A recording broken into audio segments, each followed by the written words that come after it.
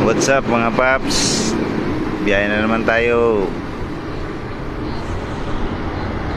Yan, papuntang SM Fairview. Pero pauwi na ako dyan. Pauwi na. Gabi na. Nakakamiss din pala mag-rides, no? Matagal na to. Ngayon ko lang to nagawa. Dahil na-busy lang sa kino-comply na mga requirements.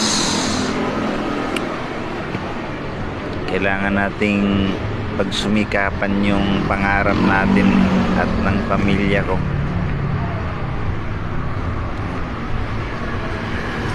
Mahina yung light ng motor ko.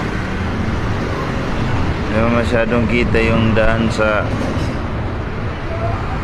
harapan dahil mahina.